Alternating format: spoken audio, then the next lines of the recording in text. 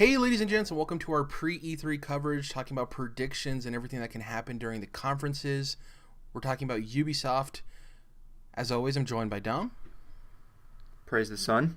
Jordan. Jared, it's been a long time coming, but I think we might be going back to the lands of Persia. And we have a guest every year for each of the conferences. Most of the time we try to bring back the same guest for the same conference, but that doesn't always happen. Last year he joined us for the EA discussions, and this year he's joining us for Ubisoft. Chris. Dude, I am so excited about those two princes. The two princes. Yeah, let's hop into it. So normally, if you're not familiar with the way we handle pre-E3 coverage, we go over basically last year's conference and bring up the announcements and reveals that are relevant to this year's show, and then we talk about games and announcements and leaks that have happened between last year's E3 and this year's E3, and then we close out with predictions at the end. So I guess we'll start with the way Ubisoft started last year. If you guys remember, they started with a Just Dance 2019 announcement with a little dance segment at the beginning of the show. There was like people in cosplaying costumes. I think there was like a unicorn costume and a bear costume. And they just like danced around outside of the convention center, and then they like danced into it. They had like a marching band and everything. I know we don't have too much to say about Just Dance, but the one interesting thing when doing research for the show is that Just Dance always releases the third week of October. So the last 3 years it's released October 24th, 25th, and 26th. So we can assume that Just Dance 2020 is going to happen, and it's going to be releasing in late October. Do you guys think they'll open with that type of show again, or do you think it was a one-time thing, leading with all the dancing and all of that? I think No, they do that every year, don't they? Yeah, I thought Yeah. so. I thought they closed with it a couple of years, didn't they? When Aisha Tyler wasn't Aisha Tyler that was doing it, and they would close out with kind of like the Just Dance stuff. Well, usually the way they would handle it is it was like the last thing before the last thing, like the penultimate thing. They'd have the dance and then have it. And then the last couple of years, to Jordan's point, I think they've opened with it. But they've always had a dance number. Oh yeah, 100%. Yeah, it's just where it fell in the show. Okay. This one was a little bit grander because it started outside and came in. A lot of times it's just like a dance number on the stage itself, and they bring out different people and characters, and they have like different eras of dance. This one just like was a grand opening, like inviting everyone to the Ubisoft press conference. So yeah, I think we can expect another dance number. People like to joke about Just Dance, but it is one of Ubisoft's best sellers, and I think last year's Just Dance 2019 came out on Wii, if memory serves me correct, which is crazy. I thought it was the first year it didn't come out on Wii. Maybe finally. that's what it was. Yeah, it was the first year that it hadn't come out on Wii. That's probably what it was. But I'm pretty sure that's what it was, right? That sounds right. Yeah. The Just Dance stuff is awesome because it's like them not taking themselves too seriously. Yeah, exactly. That's what I appreciate about it. And it's great for the casual audience too, because it's a game that all it requires is you to move your body. You don't need to know how to use a video game controller. Move your body. Next up is something else we've seen at the last couple of E3s for Ubisoft, which is Beyond Good and Evil 2. 2 years ago we had the reveal trailer. It was very surprising. People were like, when is this taking place? It was a really cool cinematic. Last year we had the ship-focused cinematic where there was the crew inside talking, having fun. They were cooking and joking about the chef's meals, and they were attacked because they were hovering over a planet's surface, and they were attacked, and they leave the atmosphere, and they end up coming in contact with a giant like warship. It attacks their ship. It like captures it. They get knocked down, and the enemy boards their ship, and you come to find out that it's actually a younger Jade, and she looks like really evil and pissed off. Accompanied with that, we saw some of the first gameplay we've seen, which is it was a wide shot of alpha gameplay of them fighting in that like religious type city that we saw in the first initial reveal of Beyond Good and Evil 2. It's interesting that they left it at that wide angle. It's probably because it was like rough alpha gameplay. In terms of what we can expect to see, the game's probably a couple of years off still. Do you guys think we'll see another cinematic trailer? I guess I'll pose this to you first, Dom. Do you think we'll see like a polished vertical slice gameplay demo? No. You don't think we're going to get that?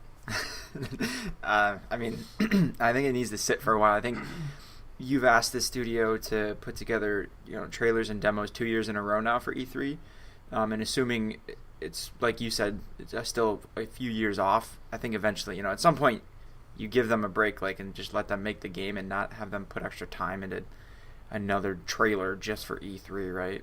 That's kind of my thought. But. Yeah, Chris, do you agree?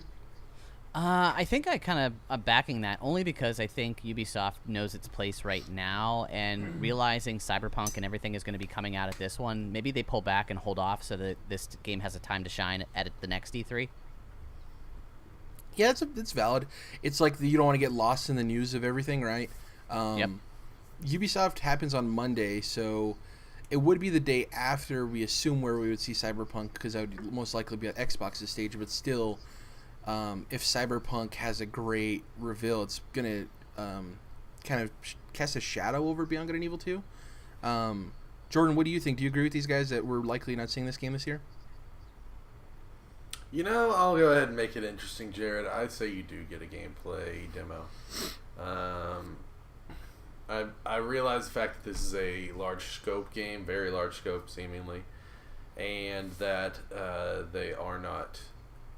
ultra far into development, but at the same time I think this game has been kind of teased for a long time, and whether it was canceled in-house and then brought back later, or whether it was just kind of in development hell or revamped at some point, this kind of whole situation and ordeal has been going on for a long time. So I feel like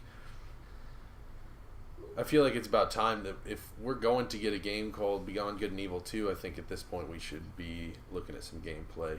And I don't think it's detrimental if we aren't. But I think that it's probably about time.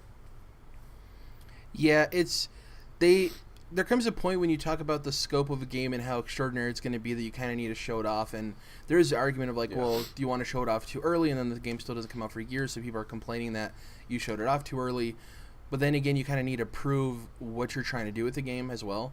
For me, I think we can see a gameplay demo if they're clear and concise with their communication of how far along this game is.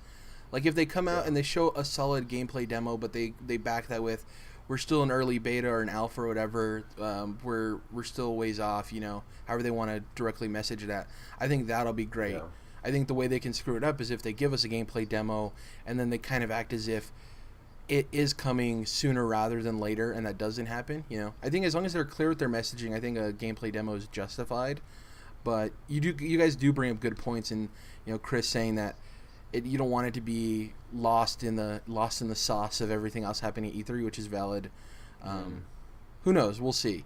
It's one of the games I'm most excited for, and I haven't even played Beyond Good and Evil 2. I've just always been a fan of anthropomorphic animals and that whole kind of aesthetic.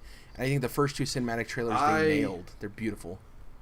I dig anthropomorphic animals as well, but I especially dig when you're just going full bore realism, like disregarding the fact that a talking animal couldn't be realistic, Yeah. Everything about this feels very realistic in the way the animals move or the way that they talk. They don't feel cartoonish, and they say cuss words, and they they're adult, I guess is the best way to put it. So I really enjoy that part of the vibe as far as the talking animal stuff. Yeah, more realistic and less Disney-fied. Sorry, Chris. Sure. No, don't worry. I what I was gonna say is I don't mind if they show the trailer. Just don't give us a Mass Effect trailer. Don't tell us about how you're making the sauce. I don't care. The developer diary.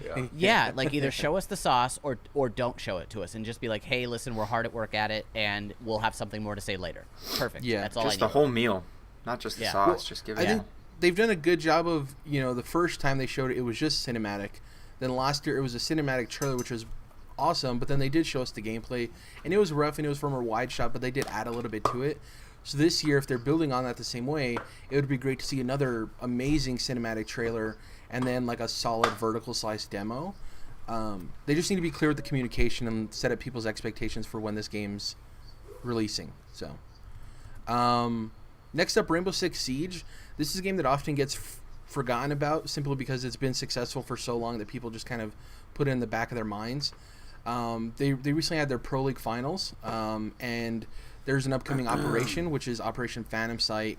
It's going to be releasing some new characters to the game. People are assuming it's going to release June 11th, which would be the day after Ubisoft's conference. There is no set date on it yet, but they tend to do a reveal trailer and then release it less than a month later. It's with Rainbow Six Siege, we often get the big esports presentation right when they come out on stage and like our esports is doing well, the game is doing well, and I think people often just overlook it because of how successful it's been. What do you guys expect from this? Do you guys just think it's going to be the normal thing we've seen where it's like, hey, our esports are doing well, there's this new operation coming out? I don't expect them to be even close to announcing a sequel, right? This game's doing so well. There's no reason to expect that. Yeah, don't fix what isn't broken, right? Yeah. Yeah, Anything I kind of else? feel like that. I feel like they're gonna talk more to the Apex situation where they're talking about how they're doing constant updates versus how the updates aren't so lengthy. Like it's not taking so long for these updates to come out, and so maybe they can kind of beat their chest a little bit about that on how they're constantly updating the game, constantly listening to their crowd, making adjustments when necessary, that sort of thing. Yeah, I mean they are a true example of longevity, right, and being able to keep an audience engaged over the course of time. So it's something Ubisoft's done really well in general, and Rainbow Six Siege is like a prime example of it. Later we'll talk about For Honor and how crazy that's been going because Rainbow Six Siege was kind of panned at launch and then it quickly turned around. Well, not quickly, but it turned around and people started talking about it again. With For Honor, it was panned and then no one talked about it, but then it still found its footing. So Ubisoft has a way with these type of games to engage the audience over a long amount of time. Jordan, is there anything you want to say about Rainbow Six Siege? Not necessarily. I think that it wouldn't be I wouldn't be surprised if they announced a sequel, but it doesn't seem like that's necessarily how they're going to handle this situation, since they are at this point the longevity of the game is established. So I think they could successfully keep moving along with this platform that they've already built. Yeah. Next up, Trials Rising. So Trials is one of my favorite franchises. I've talked about it on the podcast. I was excited when Trials Rising was announced last year at E3. I was excited when the release happened and it came out. I talked about on the podcast my own experiences with it. I thought it was a good game. Wasn't as good as the previous Trials release, but it was still pretty solid. They had some issues in terms of the way they laid out the map and how you can find challenges, and it just seemed a little bit messy in terms of overall design. There was some great things added. There was a University of Trials segment which brought on a community member who had YouTube videos showing people how to get good at Trials, because it is a game that can get very difficult, and they saw that he was a star member in their community, and he was brought on to do the tutorials in this game, which is really cool. They recently released their first DLC, which is 66. It was released in mid-April. It was themed around Route 66, right, in the American Southwest. Their second DLC, Crash and Sunburn, nowadays we get roadmaps for every game that comes out. And on the roadmap, this was the second DLC, Crash and Sunburn. You'd assume it's probably like set in California or something like that. The general consensus is that this is coming out mid-summer. Makes sense with even the titling of the DLC. I don't know if you guys have too much to say about it, but I wouldn't be surprised if we get another appearance from the Red Lynx guys talking about the second DLC and it coming out. I wouldn't even be surprised if we got a Trials of the Blood Dragon type announcement where it's another Ubisoft game entering the fold. They usually tend to go wacky, so I would be shocked if it was like a Division 2 crossover. Who knows? Is there anything you guys want to say about Trials Rising? I don't know if any of you are interested in it or have thoughts about the second DLC announcement. Possible Trials of the Blood Dragon 2, Jared? Maybe. People really liked that expansion. It was more of like a standalone. That thing was wacky. Like you could ride a unicorn. There was like a cat character instead of a motorcycle rider. There was a really cool set of levels in it where you had to rescue a wizard, a knight, and I think like a paladin or something. It was like very RPG inspired. I don't know if they would do a sequel to it necessarily, because I don't know. We're kind of far out from Blood Dragon at this point, but I think the name in and of itself, people understand what they're getting. I just don't know how successful that first standalone was. I know it was entertaining from like a YouTube standpoint, but in terms of actual sales, I don't know how well that sold on its own, being so far removed from the initial Trials experience. Not sure. Yep. Chris, Dom, anything to add? Not really. No. Sorry. No, that's completely understandable. I know this is something that Chris is probably going to have something to talk about. The Division 2. So this game came out to pretty resounding critical acclaim. People were really enjoying it in terms of the games as service space. It's one of the few games that people have been mostly happy about. Obviously, there's plenty of people having their issues with it. But they recently released the Operation Dark Hours raid. Funny enough, no one on console has completed the raid yet. It's only been completed on PC so far. So chalk it up for them PC Game Boys who normally get the shaft from console gamers. But yeah, this raid is pretty difficult. Unlike, the Destiny raids, this seems pretty hard, especially for people on console specifically. Outside of the raid, there's also with their roadmap, because like I previously mentioned, every game has a roadmap nowadays. That's a tongue twister, apparently. A roadmap. The first post-launch DLC episode, which is DC Outskirts Expeditions, is set for a loose summer release date, so we could easily see a reveal hype, story trailer for that as well. Chris, we were talking about it, and you said you wouldn't be surprised if they kind of puff their chests out and were happy about how difficult their raid is, right? Yeah, like they're gonna definitely puff their chests out about that compared to the Destiny raids, and just have a conversation about lessons they've learned, things they've done. The reason why they have to do that is because they have to kind of dodge the whole matchmaking situation, and they also have to dodge the leveling cap situation. So rather speak to the positive over the negative that the crowd has been kind of really loud about. And the other thing is you had mentioned the roadmap thing, and Ubisoft kind of like, not that they formulated that because that was done before them, but they've really adopted that for every one of their things, and I think that is a testament to them as a company, because what they're doing is they're just setting goalposts for their teams and making it might seem like they're crunching in order to get to those points, but rather maybe they're setting those points so they have an idea of what they're supposed to be accomplishing as opposed to just leaving it wide open. Yeah, and I mean, there's this whole conversation right now between so Fortnite and Apex. They're very different in terms of, we've heard stories from Epic developers that there's a lot of crunch and a lot of bad things happening with working on Fortnite because they are trying to meet the demand of the content updates, right? And with Apex, Vince Impella has came out and stated, who's the head of Respawn, that the updates are slower for Apex because they are trying to have a healthier environment for the game.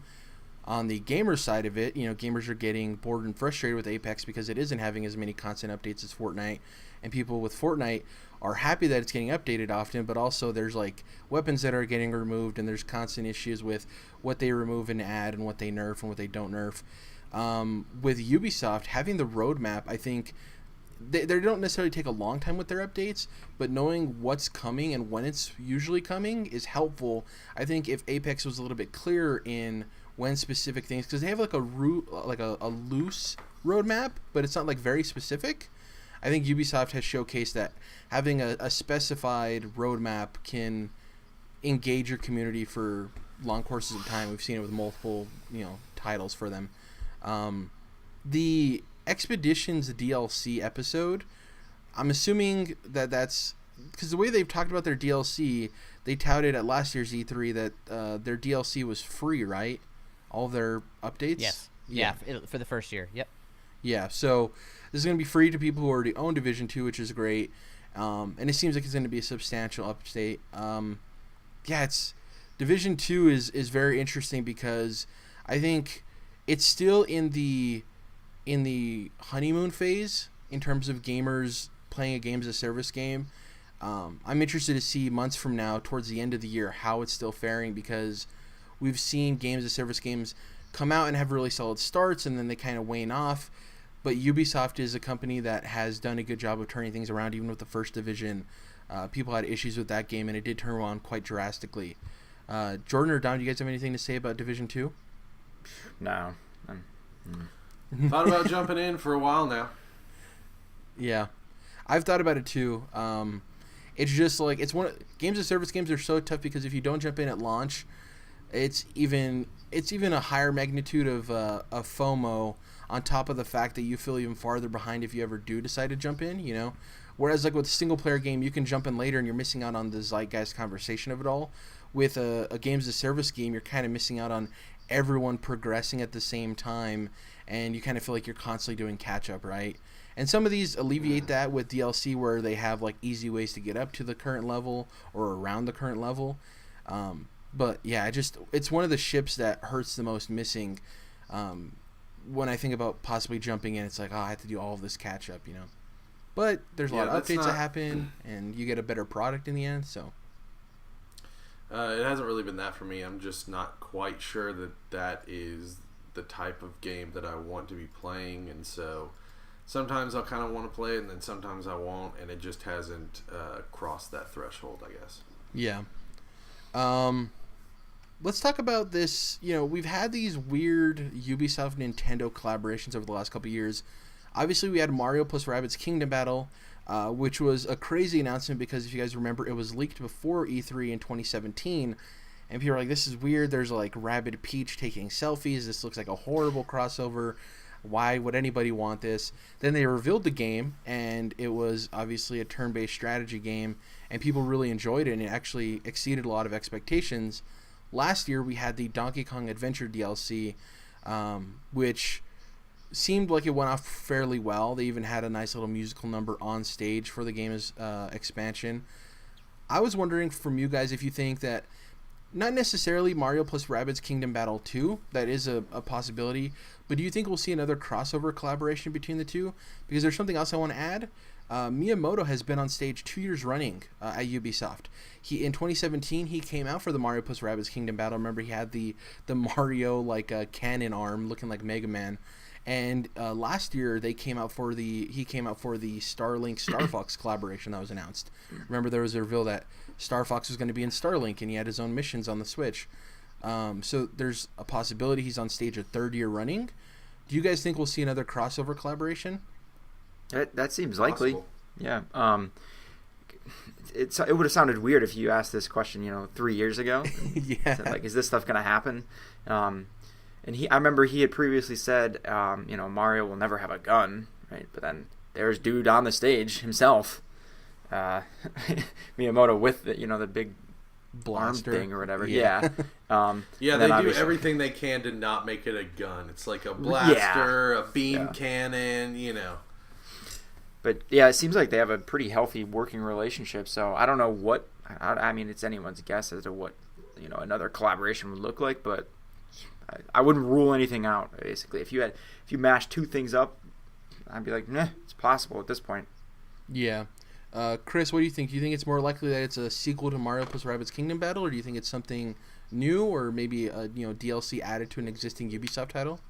I think it's more likely that it's a sequel. However, there's a character that we're going to discuss later that I think has a high likelihood of having a collaboration, if any, with Mario. Yeah, I agree there. It's really cool because we're currently in a time where Microsoft's working with Nintendo, Ubisoft's working with Nintendo, PlayStation's playing by themselves in the corner of the playground.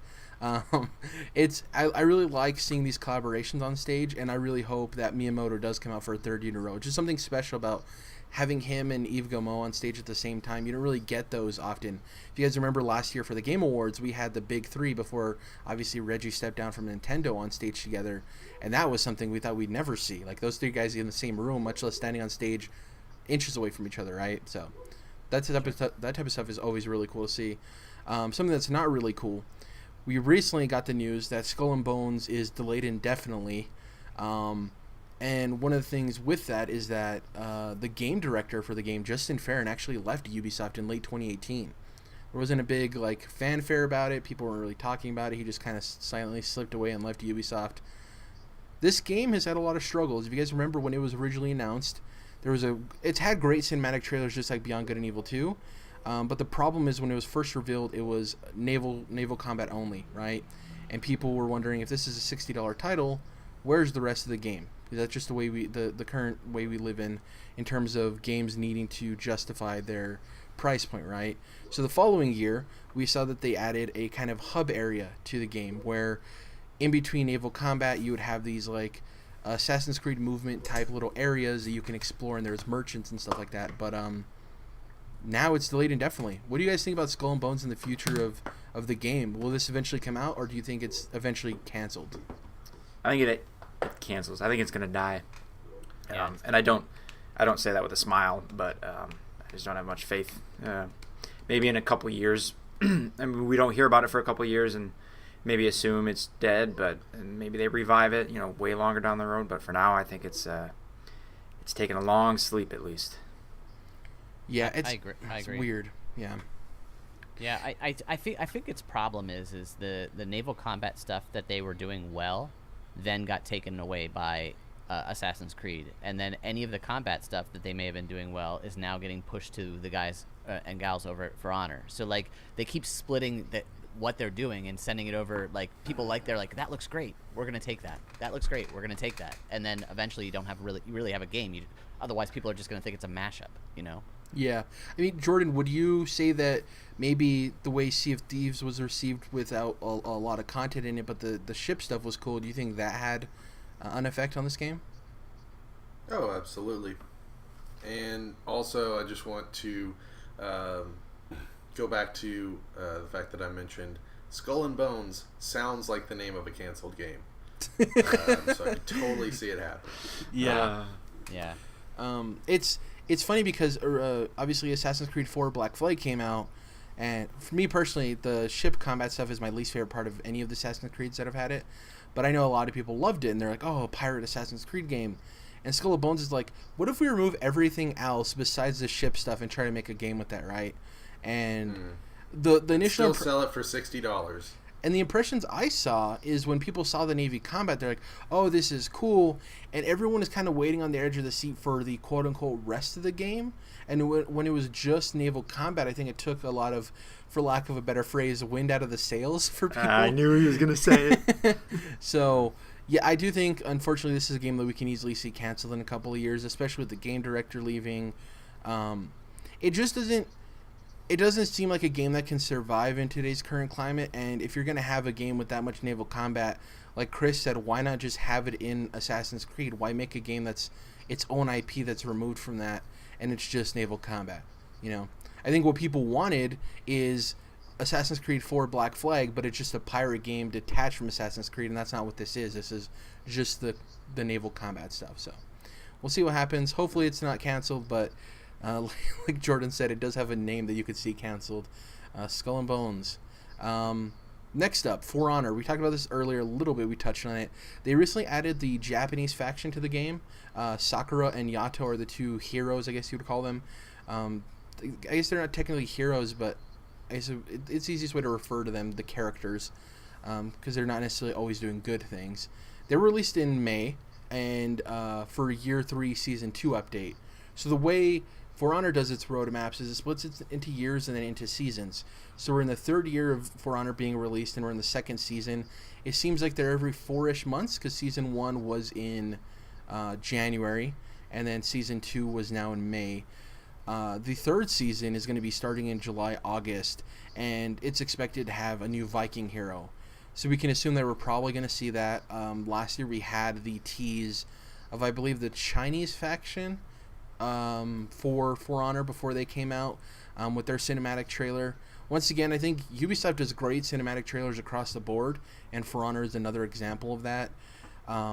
It's a game that is surprising that it's lasted this long and it has had a dedicated audience, because even less so than Rainbow Six Siege, people don't talk about this game at all. It is another game that, like, I've wanted to jump into, kind of like Division 2, Jordan. I've wanted to jump into, but it's like I can't personally justify the price points even when it's on sale, because it's just combat. And I know some people, that's everything to them. Is there anything that they could announce that would get you guys interested in For Honor? Is its longevity surprising to you guys by any means? Well, yes, but I'm going to save it for the prediction section. Okay. Good. Little tease for what's coming, yeah. Jordan or Chris, are you guys surprised at For Honor's longevity and these constant updates they're having with new heroes? I am. I mean, this For Honor to me seems more like a PC game. Like that's like it rings PC crowd to me, and yet it's having such success on console. So I'm actually really shocked. Yeah, I don't know if it was a mod or if it was an actual update, but I saw like some gameplay of that's For Honor but with lightsabers. Mod. It's gonna be a mod, Dom. Okay. Yeah. It was awesome. I don't know. That does sound cool. That is really cool. Obviously, EA has the PC Star Wars crowd license, so it couldn't be official. Well, they couldn't call it lightsabers or whatever. But the PC crowd comment that reminded me of that because The one thing I'm the curious laser about sword update. Sorry, Chris. Go ahead. Oh no, I was gonna say. Yeah, did you guys see Iron Man in GTA 5? It's really cool, dude. God. I was gonna say, I wonder if For Honor is one of those victims of like when everybody was trying to back Ubisoft at the time, so they Vivendi didn't overtake them, and so they were supporting practically anything Ubisoft put out at that moment, and like that's why it's got such a big crowd still behind it. It's like, hey, we were playing it, I guess we're in it now, so might as well continue to keep playing it. But it felt like for a period, whatever they threw out, people were backing, even if it wasn't, at top tier, only because they just didn't want them to get overtaken. Yeah, I mean, I compare For Honor a lot to like collegiate and high school wrestling. So a lot of people look at wrestling and it's like, oh, it's not a really cool sport. It's just dudes like wrestling with each other. It's not really interesting, like, professional quote unquote wrestling where people are high flying and throwing people over the ring and stuff. But the reason people who love wrestling is because unlike team sports, you only have yourself in terms of blame, right? It's 1v1 combat. And with For Honor, it is that. A lot of times it is these one-on-one matchups, your skill versus their skill. And I think it has a lot of the fighting game community's interest because it is essentially a fighting game, but instead of normal combos and button presses, it's more of sword combat, right? And it's all about making sure you counter what your opponent's doing. I think that one-on-one combat aspect is what has people interested because in a lot of multiplayer games, they are mostly, outside of fighters, team-based, right? And For Honor is pretty much a 1v1 combat type game. And I think that's why people are interested in it. Yeah. Good point. Yeah, because it is essentially a fighting game, right? It's just not traditionally the 2D that we're used to, the Mortal Kombats and Street Fighters and such. We'll see what For Honor has to present this year. I think we'll see another really cool cinematic trailer. As always, hopefully they show off that Viking hero. Hopefully he looks like Tormund Giantsbane drinking that giant's milk. So Assassin's Creed, we're in a weird position where normally we talk about Assassin's Creed every year in some capacity because something leaks. And we do have something we'll talk about a little later in terms of leakage. But Assassin's Creed Odyssey has had a longevity of DLC, and they're another game that has a roadmap. And we've seen the change for Ubisoft with their announcement that they're not going to be doing an Assassin's Creed every year for the most part, that they're going to be supplementing that with DLC. They have the Fate of Atlantis DLC going on right now. The first episode came out about 3 or 4 weeks ago, like 3 weeks ago, I think. And people are assuming that episode 2 will be coming out in mid-June, which means that it's prime for a spot on the Ubisoft conference, right, to show off the second episode in that. I was somebody who loved Odyssey. I think, Dom, you loved it too. Cassandra is a boss. Yeah. I haven't hopped into the Fate of Atlantis DLC, but I do think once fall comes around and I'm itching for that Assassin's Creed experience, I might hop in and buy the season pass because by that time Fate of Atlantis will be fully released, and I'll dive into it that way. I don't know how you guys are, but in terms of when it's a DLC like this where it's multiple episodes of the same story arc, if I'm interested in it, I'd much rather wait till it's all out and jump in. Because it feels to me like you're adding on a Telltale game to a normal game, and that's always weird. You're just waiting for episodes to come out. So I don't know how you guys feel in terms of the release of this and in DLC in general that's separated like this.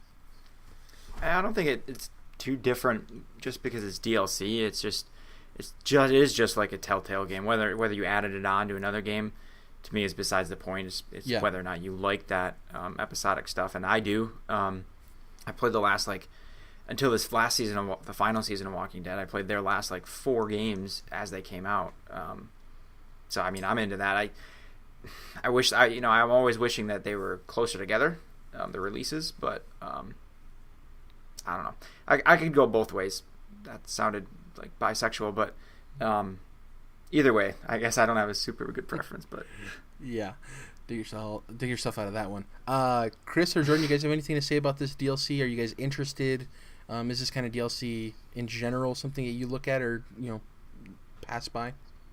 I don't mind DLC like this. Typically, what I'd like to do is to see what at least the first one out has before I get invested into that kind of stuff, because I don't like buying and pre-ordering DLC without knowing what I'm getting.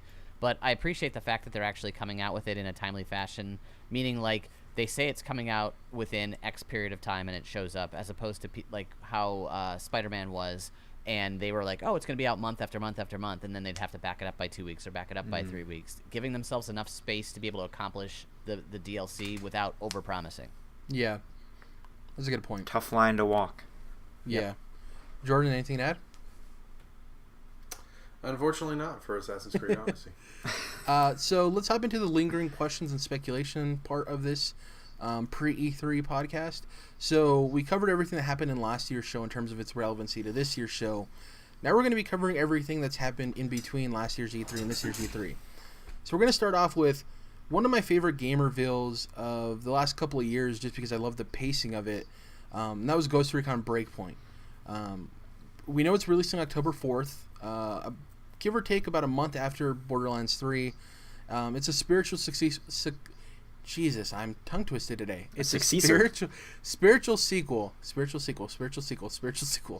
spiritual sequel to Ghost Recon Wildlands, which is a game that I really loved. Jordan really enjoyed as well. Like I said before, the reveal and the announcement of this game was great. It was well paced. They did a good job of explaining what the game was, then showing off gameplay, and then having a cinematic trailer that ended with the tease of John Bernthal as the main antagonist. Yeah, I think we talked about this in the podcast, Dom, that this is one of my most anticipated games now. And for me, it's past Jedi Fallen Order simply for the fact that we've seen gameplay. I told you at the moment we see gameplay for Jedi Fallen Order, it'll probably overtake that. But right now, because I've seen what this game has to offer from a story standpoint as well as a gameplay standpoint, Breakpoint is something I'm really excited for because I loved Wildlands. The story was hit or miss. It was a good game, not a great game. I do think that Ghost Recon Breakpoint has a chance to be great with a lot of the changes they're making, and at worst, I think it'll be a good, solid game. One other thing in that announcement, they stated that we'll see more of Cole Walker, who's John Bernthal's character, in June, so we're assuming E3, obviously, and we're not going to see PvP till Gamescom. So that's great that they kind of set the expectations there of like, hey, we're not going to be talking about PvP until Gamescom, don't expect to see that at E3.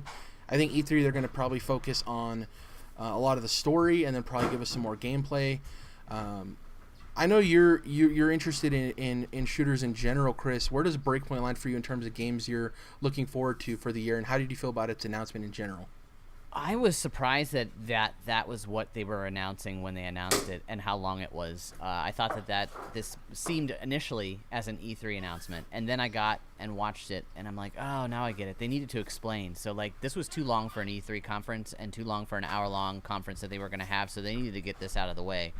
I appreciate the fact that they went back and were like, you know what makes this a good game is going to be a story involved in this outside of the gameplay, and they're really trying to double down on the story aspect of this game, and then the realism. So it wasn't on my radar as something that I thought I was going to be interested in, and then after watching that 15 minutes, I thought to myself, yeah, like I could see myself kind of digging in as long as I had some friends to play with. Yeah, so that's very interesting because I approach this game as a single-player experience for me, and with Ghost Recon Wildlands, I've heard people say that like, it wasn't great on my own. I wanted to play with other people. For me, I played Wildlands completely single player, and I enjoyed it. And I didn't feel that game suffered from being played single player. I do think the experience of playing with other people is enhanced greatly, right? But something like Destiny, which we mentioned before with Division and stuff, Destiny claims to be able to be played single player, but it's better with multiplayer. I think that game suffers from playing it single player. Whereas I don't think Ghost Recon Wildlands necessarily suffers. Obviously, it's not as great of an experience as playing with friends, but I still think it's a very solid, good time. And with Breakpoint, I think they're actually making it so the single-player experience is even better than it was in Wildlands, simply for the fact that there is an emphasis on story, and the power dynamic has shifted to where you're somebody trapped behind enemy lines, and you're not necessarily going against like these aimless cartel guys. You're going against prior and previous Ghost members that have gone rogue, right? And the fact that they're focusing on E3 with John Bernthal's character Cole Walker leads me to believe that they are trying to sell the story and they want people to be invested in him being the primary antagonist. It also, I want to mention their really dope Metal Gear inspired outfits that the Wolves have, which is John Bernthal's faction of guys. I think the release date is great. I think October 4th is a great date for this game. I love that this is just another example of games between their reveal and their release is like no time at all, right? I love that we're getting this game in a couple of months and we didn't know about it a couple of weeks ago. I just love that we're in this era where we are getting these game announcements and the games come out soon afterwards. I'm pretty much more than likely day one on this. Jordan, I know you really enjoyed Wildlands. Where are you sit in terms of Breakpoint? Day one. Day one? Awesome. Dom, we were talking about this game, and I know these type of games aren't necessarily something you yearn for, and I doubt you'll get it at launch, but is there a chance that you end up picking up this game? Is there a chance? Yes, there's a chance. That chance is around 5%. Yeah. No, is there no criticism against the game. I mean, everything, I can agree with everything you just said. It looks cool as hell, but yeah, it's just out of my element, I guess. Yeah, if you're gonna play a shooter, you like the strictly single player linear experience, right? The Dooms and such. Yeah, that not so much the modern, more grounded type combat, especially as it gets a bit more tactical. Ghost Recon style. It's just kind of tougher for me. And the open world too, right? It being like an open world shooter. Recon. Yeah. Yeah. That's it for Breakpoint. Really look forward to it. Interested to see what they have to show at E3. Something that we won't see at E3, and it's not confirmed that this is real, but all of the leaks and rumors about this game pretty much make it a reality at this point, as it always does with Assassin's Creed. And that's Assassin's Creed Ragnarok or Valhalla or whatever you expect it to be. The Assassin's Creed set in, I don't know if it's not necessarily Norse mythology, but it's in that area. We've heard rumors about it with Vikings. I'd say you're gonna get some of that mythology based on the stuff that's in Odyssey, right? We're gonna get the mythology, but it's not set in. It's like Assassin's not like God of War, where it lives. Assassin's Creed Odyssey was set in a real world location, right? Whereas like with Norse mythology, gotcha. I guess. I don't know. I see what you're saying. You're not gonna be in what's the world called? Fucking Asgard or Asgard. Yeah, right. Any of the realms. Yeah. God of War style. I'm really excited for this. Obviously, God of War came out last year, and that was all about Norse mythology and the realms. If this is true, I'm really excited for it. I'm glad that they're not doing it year after year. I would love to see some part of it this year, but the fact that we're getting Assassin's Creed Odyssey DLC, we're likely not seeing this at all. I guess we don't have too much to say about it because it's not going to be at E3, but really quick, an Assassin's Creed Ragnarok game, where does that sit with you guys? Ooh, way the fuck up here. Odyssey was awesome, dude. And I was not, like, I had no connection to that kind of, to, the Greek mythology or whatever that it used. So this is even cooler. Like, I'm more hyped on this, especially after having played Odyssey. So, yeah, I'm ready for Ragnarok, if that's what they call it. Ragnarok. Chris, where do you sit with Assassin's Creed in this game? I enjoyed my time with Odyssey. I agree with the 0% chance they're not going to mix message between that and Odyssey's DLC. Ragnarok as a title, not a big fan. Like, I think that they might want to go a different route just because the whole Marvel thing is just like, it's just too much. But they need to be able to tell the story visually, which is a little bit different because how it was told in God of War was not only visually, but they did that boat storytelling. So they've got to try to figure out a way to try to get that type of information into the story without doing it the same way that it was done. So if they can do that, I think the game's going to be fantastic. Yeah, I mean, there is an argument to be made that the Thor Ragnarok thing with the MCU actually leads towards it more likely being called Ragnarok because of the branding and marketing, right? People, because of Thor Ragnarok, people understand what that term means, and I think that quickly sells the game, especially if you have a cover that features some type of Norse imagery on top of the name. They're like, oh, this is an Assassin's Creed game. set with all of those either gods and monsters and stuff. I think you'll get. Sorry, finish up. I was just gonna say it'd be interesting if this was called Assassin's Creed Ragnarok, and then the God of War sequel is called God of War Ragnarok, and then we have all of these things named Ragnarok. It's like oversaturation with the title. That makes sense from a marketing standpoint, but I think at least I hope that they'll get more creative. But I can imagine like a Assassin's Creed Valhalla or Valkyrie or something like that. I guess I really like Valkyrie. I don't know. Yeah. Jordan, anything to say on this? Have you gone to Odyssey yet? I don't remember. No. I'm just in a weird spot with Assassin's Creed. It really pissed me off when I had to stop playing or just kind of fell out of playing Origins because of the fact that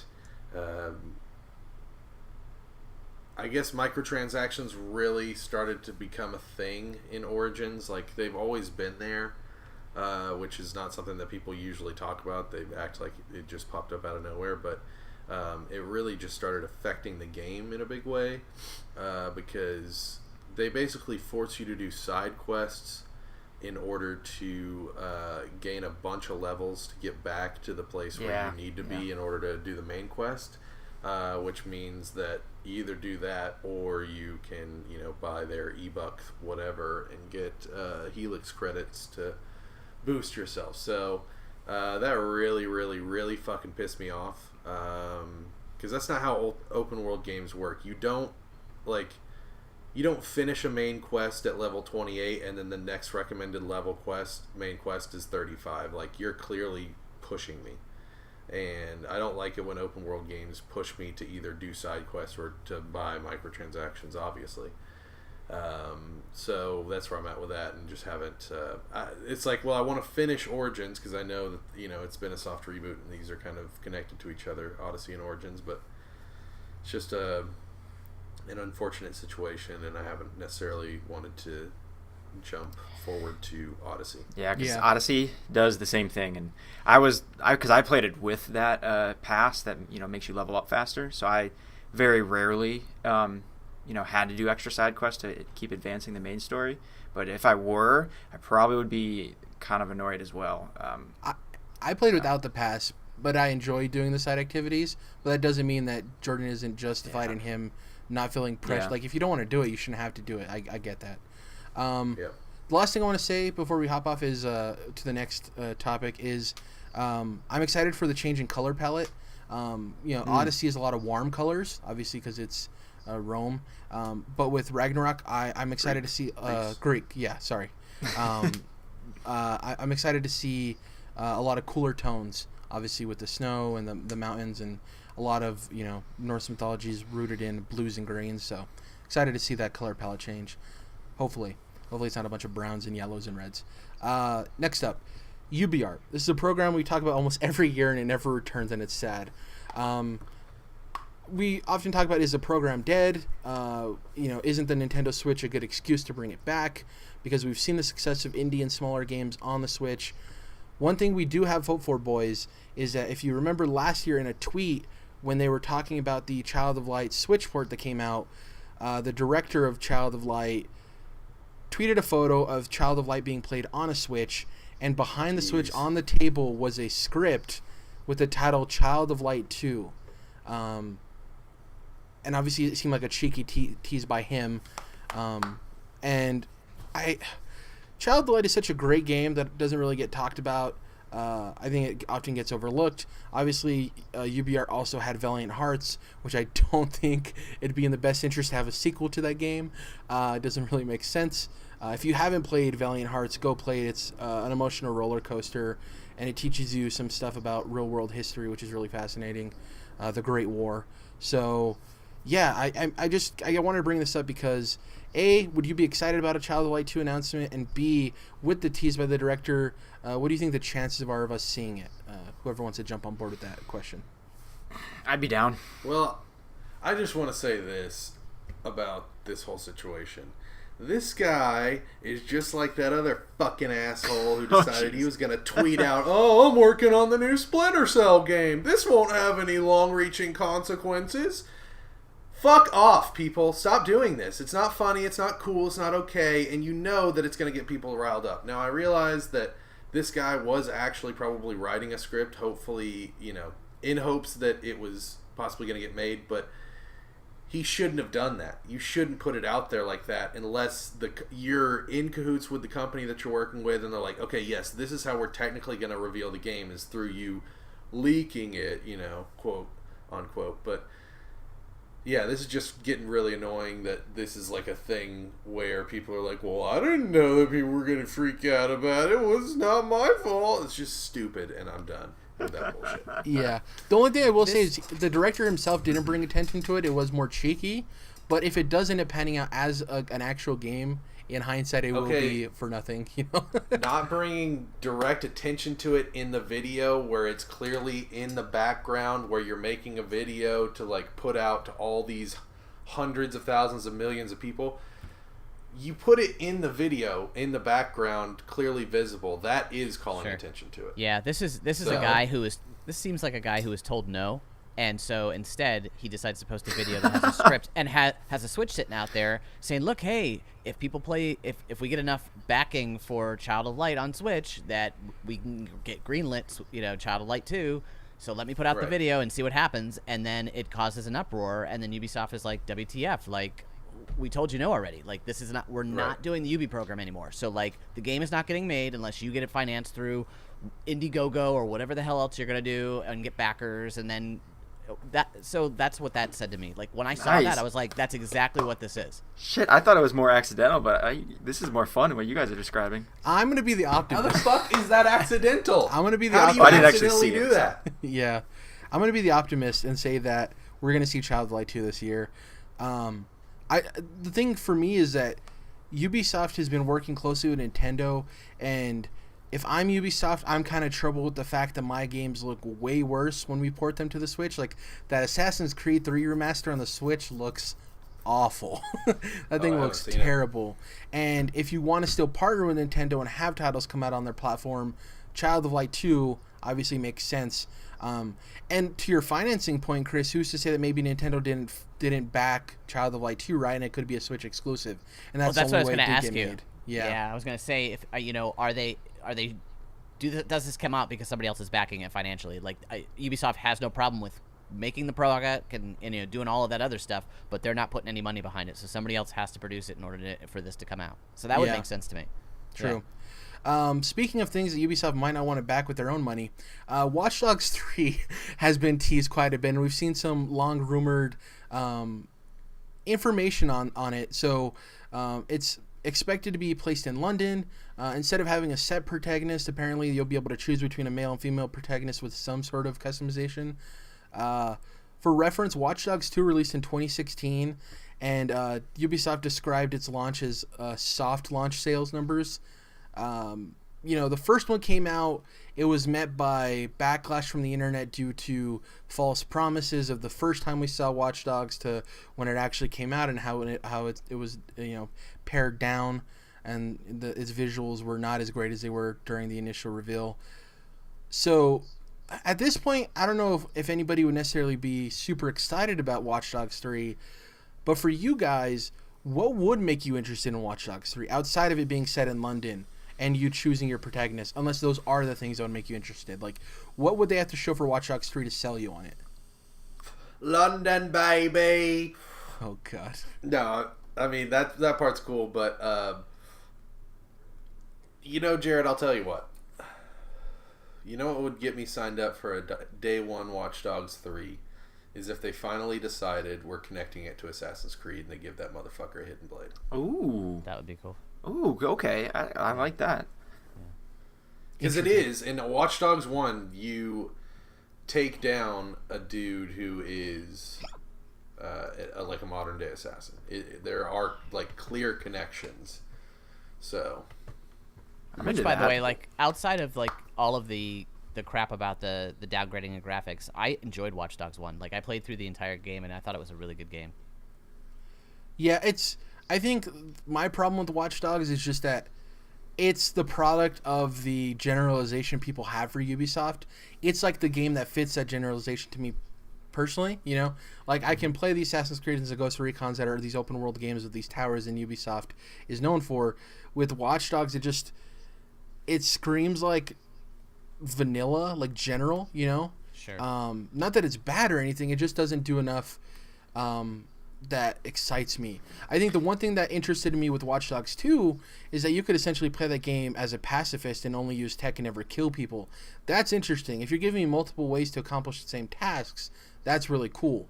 Because if you are playing a game where you're supposed to be this like espionage undercover guy that can use tech to his advantage, it would make sense that you would have the ability to play through the game without killing anyone, right? Batmaning it up and making sure you just knock them out. If that's something they lean into and they're like, hey, you can play through this game as a pacifist and just use this tech to your advantage to knock people out and stuff like that, that would get me interested. Like leaning into the options on how to approach missions and explicitly explaining that in their presentation. That would get me. I think. You know what I just realized? This is the first Watch Dogs game that's in a place that Assassin's Creed has been before. Cool. Ooh, if it is in London, yeah, good point. Yeah, because we haven't had Chicago and San Francisco, right? Was Watch Dogs 2? Right. Yeah. Right. I feel like they need to come up with a way to make it less like Spider-Man with the whole like chemical thing where like you have that screen and then you got to figure out how to manipulate in order to get the parts to move. Yeah, because that shit's boring. Like it's boring. And then then all you do is drive with a motorcycle or whatever it is, and you just press an X button and all of a sudden something explodes. It's like figure out a way. If you can make that more interesting, I think that's how you can grab people. Has anyone ever been able to accomplish hacking being, fun and interesting in a video game? I think the most interesting was Mass Effect 2 for me with like the orange grid stuff, but it's just like I think if that was a game on its own and you were getting into a puzzle game, you'd be like, oh, these are puzzles, I'm into it. But these are puzzle games added into an RPG or a shooter or an action adventure game, and that's not what people are there for, Is The Witness the best hacking minigame? I guess, yeah. Maybe. So, with Watch Dogs, Portal, actually. I would love if they leaned into like detective stuff too. So like instead of filling the hacking stuff with games that take up a lot of time, right? The hacking's an afterthought, and a lot of detective stuff is added to where you get to these places and you have to figure stuff out as well. Like Arkham? Yeah, but not as like Witcher Vision-y, Okay. Yeah, like a little bit more difficult than that. Like you have to actually work for it, but in a fun way. Sure. I guess kind of like what was the Rockstar game, the LA Noire-ish, minus the interrogation stuff. That'd be interesting. They could piece it together like with the memories like they do in Division. Yeah. I just think there needs to be more of a hook to why it's unique, right? And we'll see. I don't know if we'll end up seeing Watch Dogs 3 at E3. That's a question in and of itself. We'll get to that later with the question about the unannounced games Ubisoft has coming. But I guess I don't know if there's much to say about the new Splinter Cell. That's possible. We already talked about the dumb tweet from the director at Division 2 saying that he's working on Splinter Cell and then he lied about it. One thing that when I was gathering information, obviously we had Sam Fisher was teased in Ghost Recon Wildlands. Remember there was a DLC that added him to the game. Not teased. Yeah, like he's in the fucking game. Like, yeah. Not an Easter egg, I mean. Oh, well, Michael Ironside does voice him too in Wildlands, which is awesome. That's the other thing is, it's a whole thing. And the other thing I want to add to that is I got these. I didn't mean to use the word teased. What I was going to say for teased is that Michael Ironside teased that he's working with Ubisoft on something else in 2018. So last year during an interview, they were talking to him, and they were talking about him playing video game characters. And Michael Ironside came out and said he actually was working on with Ubisoft on something else. So whether that's a new Splinter Cell game, the DLC for Wildlands. Yeah, this was after that had released. Okay. Yeah, so he was just saying that he's working on something else. Who's to say that's not like a promotional thing for Ubisoft in general? With him just voicing. Hey, wait a second. Do you think that asshole in Sonoma was actually working on Splinter Cell, and then they were like, "Hey, you have to act like that was a joke. What are you doing?" That is a possibility. Another thing to me, which would be kind of vile on Ubisoft's part, would be that if like this was staged in general, he's not the one working on it, but they're like, "Hey, we want to stir up some buzz." Because if Splinter Cell is announced, which is the thing that happens with like the whole leak culture type of deal, I guess. Exactly, and with the fact that he wasn't like immediately reprimanded, we didn't hear something crazy. It leads me to believe that there may be something else to this. And I don't know how you don't get fired from a company like Ubisoft from doing that. With the fiasco, like if they do announce Splinter Cell at E3, it does make it that much more surprising because we were set up with this fall, right? It's a normal tactic to like set something up with a bit of disappointment, so when you come back with something exciting, it's that much more exciting. If it's played right. Yeah. Who knows? Lower expectations. Yeah, I mean the last Splinter Cell was in 2012. So it's been a while. I know Either way, it's some fucking bullshit. Yeah. Sure. Is there anything else you guys want to add with Splinter Cell, Chris or Dom? No. Neither of you guys huge Splinter Cell guys. The last thing before we hop into some more speculation, the Avatar game. If you guys remember, Ubisoft signed a deal with I guess now it was Fox at the time, but now it's technically Disney. To make the Avatar game. They stated it won't release before 2020, which now makes sense because that's when we're getting next gen. It's developed by Massive Entertainment, the guys behind Division 2. And in March 2017, Massive announced that their next major title would be Avatar. So I'm assuming in hindsight they meant their next new IP, right? Because they came out with Division 2 in 2019. The Avatar films recently got delayed too, in favor of the Star Wars films. What do you guys think about this Avatar game? Do you think it's not necessarily back-shelved, but do you think it's less of a priority now, and instead of expecting it like 2021, 2022, that it's farther off because the movies are farther off? Dude, I think only people in nerd culture are caring about Avatar at this point. Yep. I don't care about Avatar. Well, not caring about even having a conversation. True. About it. Yeah. To where we talk about, we bring it up every now and then, like, yeah, there's more Avatar movies coming. Yeah, they're making a game. It's like no one on planet Earth gives a fuck about Avatar anymore. And I'm with that. Other than The Last Airbender, which of course is all very near and dear to our hearts. The only Avatar that matters. Exactly. Yeah.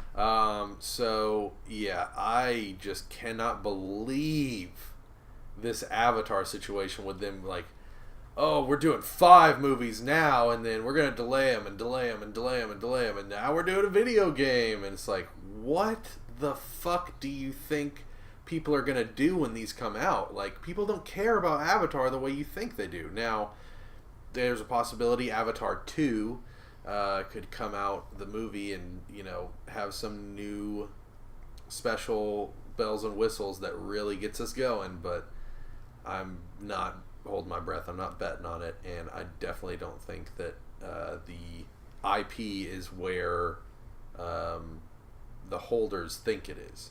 So. It's definitely a product of like technology and not actually substance, right? I don't think you can find 5 people that can name more than one, if not just one, character from Avatar. They can name the race, the Na'vi, but like individual characters, it's Avatar is a weird thing. James Cameron's it's a major franchise. Oh, good one. Yeah, it's a franchise because James Cameron said it is. Exactly. Yeah. It's Chris, a franchise it's a franchise because they got Disney to buy in. So now it becomes a franchise. But my kids don't know what Avatar is, and they're 11 and 9. So like at this point, we're like, wow, they're not even like they could have a conversation with you and they don't know what Avatar is. No, they're not even like 5 years old. It's not on the radar. It's like not on the radar. Like, do you know what I mean? Like, it just doesn't make sense. It's who cares? It was a product of its time. That's why a bunch of people went to see it, and a lot of people went and saw it the second time because they're like, man, did I miss what was so good about this movie? Maybe I should go see it again. And then I don't know. It was just this is way in the back, and Massive can say that, which is fine because they're busy they'll be making the Division 3 by the time this actually shows up. Exactly. That's priority. That's getting streamlined. Ubisoft, need I remind you, you've done this before. You already made a shitty Avatar game. Why are we, That's funny. It's like this is total deja vu where they have this license and they're like, guys, Avatar's a big thing. We're gonna do a game. I bet you're gonna dig it. And it's like, probably not, guys. And who's to say by the time, like, maybe this deal isn't a thing anymore? We never know, right? They don't talk about these things till after the fact. Who knows what the who knows what the licensing? God, dude, Disney acquiring Fox. I feel very bad for the people working there in the trenches trying to untangle all those wires, because who the fuck knows what the licensing deals become at that point.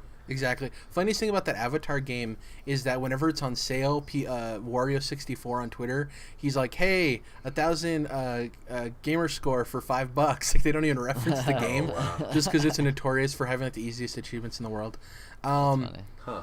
Let's talk about Ubisoft's unannounced Big Three. So when Ubisoft was talking about their fiscal year, the following fiscal year, they said that obviously they have Ghost Recon Breakpoint coming out this year.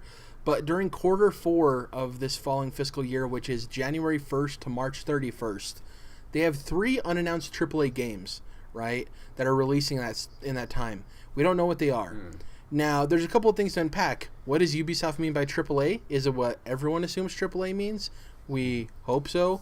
I think of all companies, Ubisoft knows the difference. Yeah. So Ubisoft stated each is a unique genre / a unique experience. Who's to say what that means? They could all be open world games, but they all are individual genres. Like Breakpoint and Assassin's Creed are both open world games, but very different, right, in terms of core gameplay. Yeah. Who's to know what they mean by that? What I want to ask you guys, because I want to get into this speculation afterwards in specific games, but in general, what do you think the chances are that one of these 3 is a completely new IP, or even just a new IP spinoff? Right, so another Tom Clancy, which is technically not a new IP, but it's like a sub IP under the Tom Clancy brand, or just in general, brand new IP. Do you think that one of the 3 has a chance of being either of those? Yeah, one. That's a great. The Tom Clancy point is great because people don't realize this. Tom Clancy's The Division is not based off of a previously released Tom Clancy, who is dead, by the way, Tom Clancy property. It is based off of... It's basically like... The Division is something that Tom Clancy could probably have written, you know? Yeah. There's no actual source material there, and people get that confused a lot of times. But they could certainly do that again. Be like, hey, this is probably something Tom Clancy would have been into, and we're going to slap his name on it. So I could see that happening again. Yeah, it's...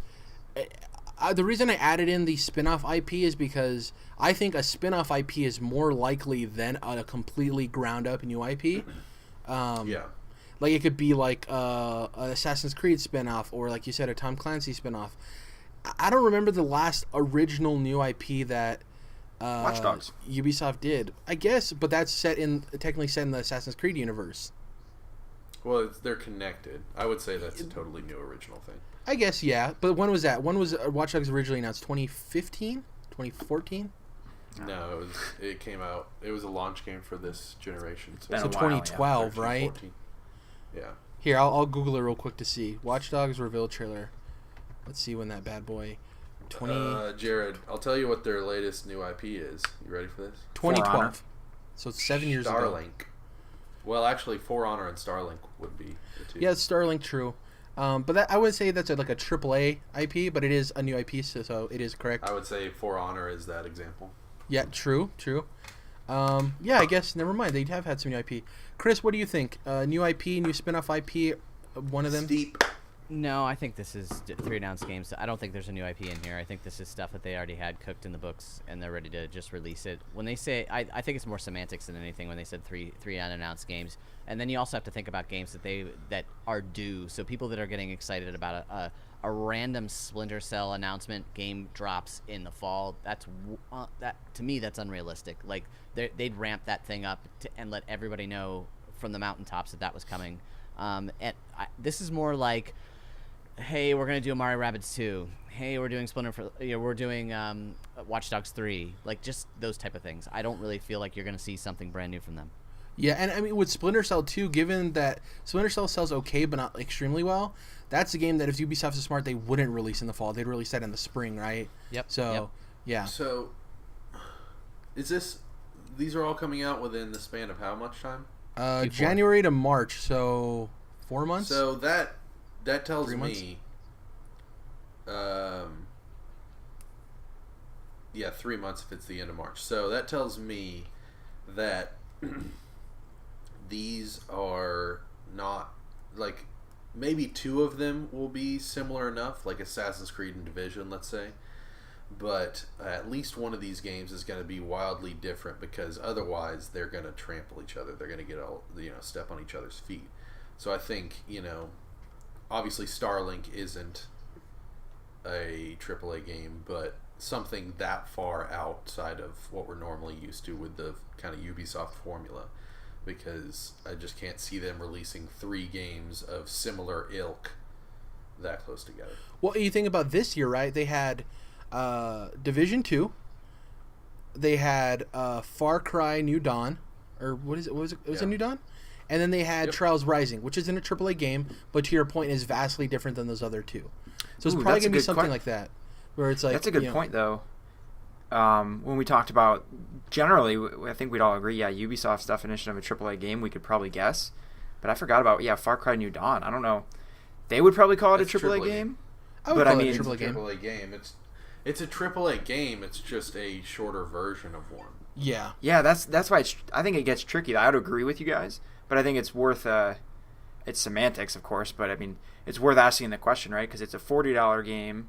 The budget they put into it, I would imagine is like if half something of a in the regular style Far of Cry. a New Dawn were to release in that window, that would make sense to me. Yeah. The other thing that go ahead, Chris. Go ahead. I was going to say the other thing you have to be cautious of is the fact that this is Q1 and you're going to have new game systems probably at the end of Q3 and going into Q4 for next year. So they're not going to want to push huge titles because they like to hop into brand new systems. They're like notorious for hopping into brand new systems. So they're going to want to save those as launch titles for something else. But like something like Splinter Cell, you might want at the end of a generation because there is so much install base, right? So that's a game that I could see coming out because they want to hit on that before the next generation because it has been so long since the last one. But and They also did Black Flag, like launch with PS4 and Xbox One, and didn't have. They had a different game on last gen, but Ragnarok that's a will be good point. cross-gen. Ragnarok will be cross-gen. Yeah. The other Splinter Cell was at the tail end of a life cycle too, wasn't it? Wasn't it the end of the 360 generation? 2012 was the last Splinter Cell. Yeah. Yeah. The year before. Yeah. Good So it point. makes sense. They do the opposite of Rockstar, where they instead of it's just like one big game, they wait till the end and then they release it, and then we don't see it again till the end of the next generation. Some other quick questions for you guys. I was just gonna say Black Flag was on last gen consoles, and then they ported it to next gen. It was Unity was when they did this gen and last gen game at the same time. Yeah. What was didn't they release a game that was only last gen too? Yeah, Rogue. Yeah, that's what I was saying. Unity was the this gen version, and then Rogue was the last gen version. Yeah. I wonder if they'll do that again. Probably not. Probably not. Especially since they eventually ended up bringing Rogue to this gen. I think Good point. they realized it was... So before we get into our predictions, let's get into some questions real quick. These are games that could possibly be coming. They're just ideas I have that I wrote down. I want to hear from you guys. I'll position that each of you guys individually, and we'll see if anybody else wants to add in. Go ahead. So, Dom, what do you think the likelihood is of a third South Park game? The first one, Stick of Truth, came out in 2014. Fractured But Whole came out in 2017. What people don't remember is that the first one was developed by Obsidian. The second one was actually developed by Ubisoft San Francisco. They haven't released another game since Fractured But Whole, so it'd be a 3-year cadence in between all of them. How likely would it be for them to release another one in 2020 with the announced this year? I think the announcement this year, I think very unlikely, but if it exists at all, rests on the South Park guys. I would imagine if they want to do it again, if the work, because it seems like from everything you hear from them, it was a shit ton of work from them. So if they liked it and they want to keep doing it, then I could see them doing another. But if they're not fully in, and obviously Ubisoft is in to do it again. I think they sold well enough, right? But those guys talked a lot at the end of the first game's development about how difficult it was and how basically they'd never want to do it again. That's so why the fact that we do have a sequel, that means that it's actually probably pretty likely, because the fact that they were able to get over that and be like, it was very difficult, but we enjoyed it enough to do it again. I think that it's actually almost likely that we'll have a third game, especially since they've been generally successful. I would say, people seem to enjoy them. The last one got 50-50. 8s for the most part. It reviewed pretty well. Yeah, they're definitely critically successful. And it could be one of those 3 titles for the quarter 4 of next year. Who knows? Yeah, Chris, and it's possible that now at the point of the third game coming out, you don't need quite as much involvement from the creators, and they can just write the jokes, but they feel like, okay, Ubisoft has made 2 successful South Park games, we can let them handle the particulars. Yeah, I'd be interested to see what the theme was, because obviously Stick of Truth was RPG, right? Fractured But Whole was superhero. The superhero zeitgeist. I'd be interested to see what the third one was. Chris, you teased this earlier in terms of what we could see with the partnership with Nintendo or what could happen there. Chances of a new Rayman game. Rayman Legends came out in 2013. I want to know from you, what's the chances of a new Rayman game? Do you think it could be Switch exclusive? Will it be a 2D platformer specifically? Yeah, I mean, I don't know if there's a new Rayman game. Maybe this is a version where Ubisoft sends one of their characters into a Nintendo world and kind of does the switch, versus like the Mario feeling more like a Mario hopping into a Ubisoft game with the Rabbids thing. So I'm thinking maybe that, but I can see that because they want to partner Mario with characters or cartoonish characters that kind of fit in that that style, and Rayman for Ubisoft is their other character that seems to fit that bill. Yeah, man, it'd be cool if we got a 2D platformer, a Rayman 2D platformer that was like Rayman and Luigi. Oh, that'd be that would dope. be awesome. Yeah, Rayman and like Luigi's we've had Mansion. Rayman Legends and all that, the platformers, but it'd be cool to just get like a straight up Rayman game. Yeah, I think he's, for me, and I know he's not even nearly as popular, but I have a lot more nostalgia and love for Rayman than I do Sonic, and that's just me personally. And I want him to get his comeuppance. Like Sonic Mania was fantastic for Sonic fans. I want another like solid, great Rayman game. I really want to see it. Yeah. You mentioned Steep earlier, Jordan. What do you think the chances are of Steep 2? That's what I was going to bring up, is if we're talking about those, those early months of next year where this release window, Steep could be one of those games that is technically, AAA, but is outside of the normal Ubisoft formula that we're so used to. So that it's relatively likely. I know it probably didn't set the world on fire sales-wise, but did it necessarily need to? I don't know. Who knows? Something I've been thinking about recently is with all these major publishers, we really don't know. We can really only ever guess what is considered a success. And so some games get sequels that you never would have expected, and some games don't get sequels that you're left wondering how could that possibly have not continued on.